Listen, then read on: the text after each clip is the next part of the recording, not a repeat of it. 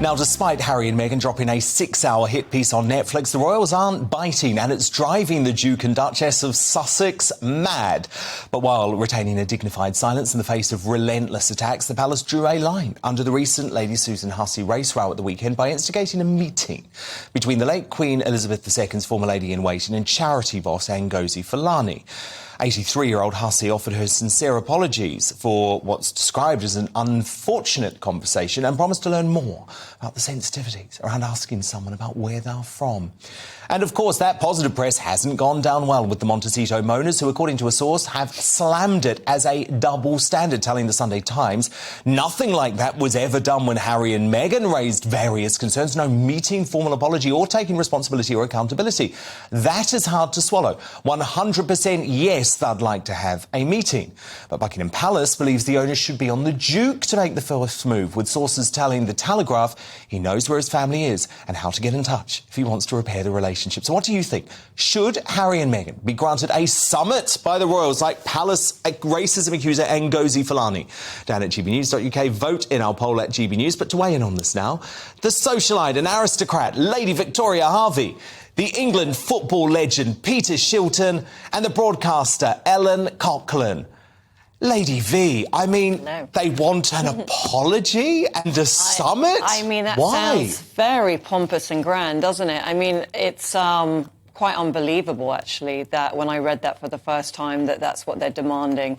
I think what happened, just now with Lady Hussey, I think now that there's been an apology, she should get her job back. Yes. She was thrown under the bus. It was completely blown out of proportion, and I think it's only because now Sister Space is being investigated that suddenly... By the Charity Commission. Suddenly she wants to go quiet, yeah. So, no, I think Meghan Markle and Prince Harry do not deserve that, or they should just give all their money back that they've made from slamming the family.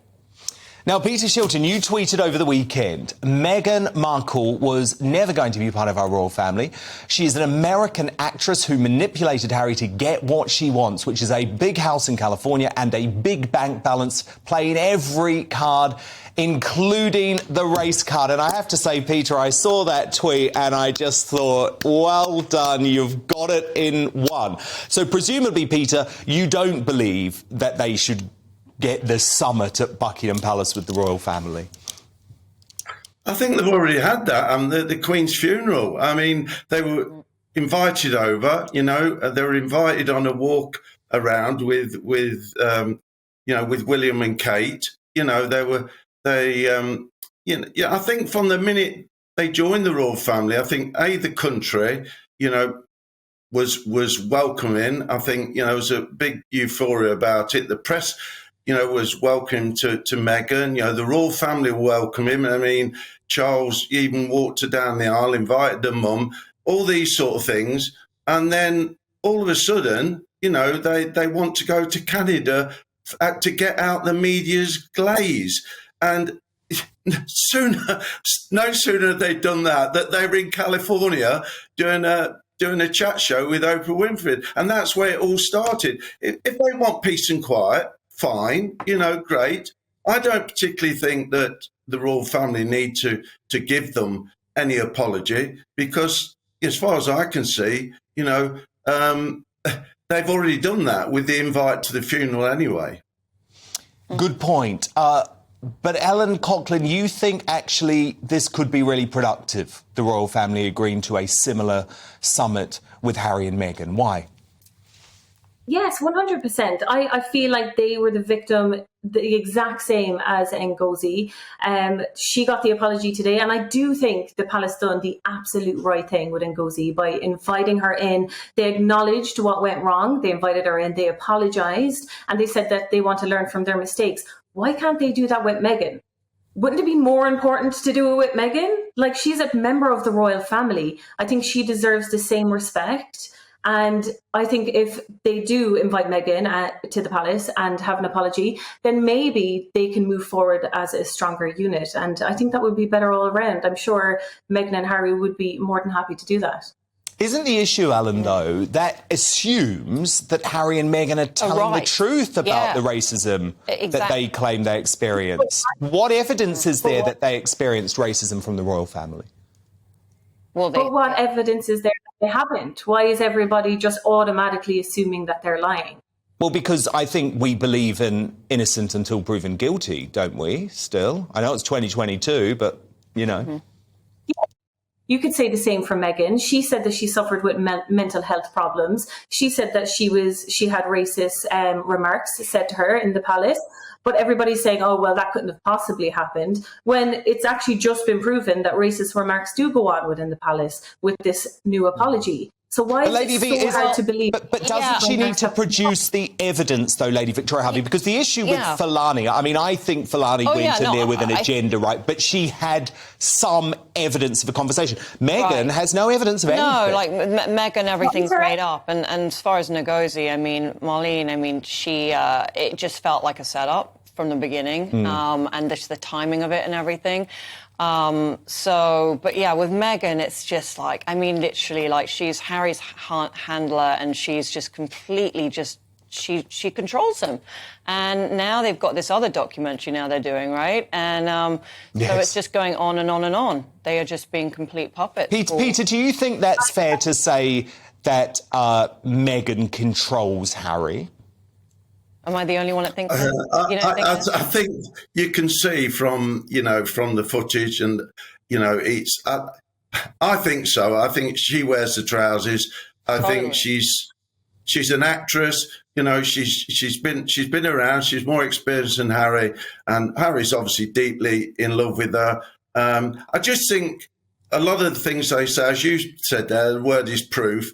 A lot of it's been innuendos, and eventually, they've moved out of the palace. They want a quiet life and done totally the opposite. And to me, that just shows what they really want. They want, or whether Harry wants that or Harry's just gone along with it.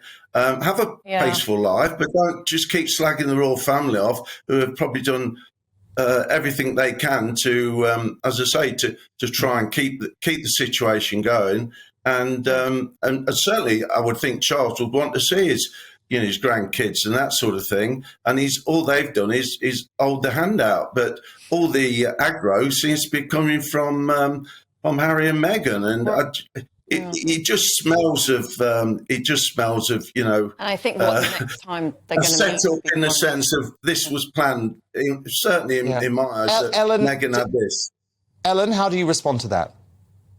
No, I think there's two issues here with Meghan. There's definitely the race issue. I think the palace should 100% apologise for the Archie skin tone comment. If Meghan felt that was racist, then the palace need to learn from that and move on, like they've done with this previous situation. But also there's the issue of misogyny here as well with Meghan.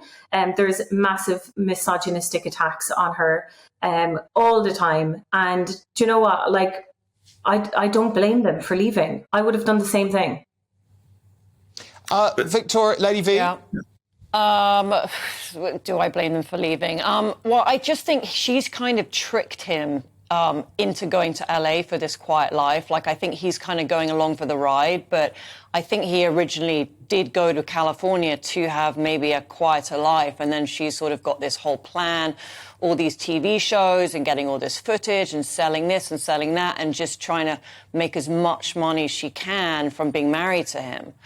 Kind of selling him the dream, the American dream. But it's like, they're doing exactly what they told us they were not going to do. They were supposed to be going for exactly. I have life, to say, I think I'm with Peter on this. I think it was a setup right from the start. And the royal family have to protect themselves. I think they have to protect their reputation. Dan, if I may say one thing. Yes, of course, Peter.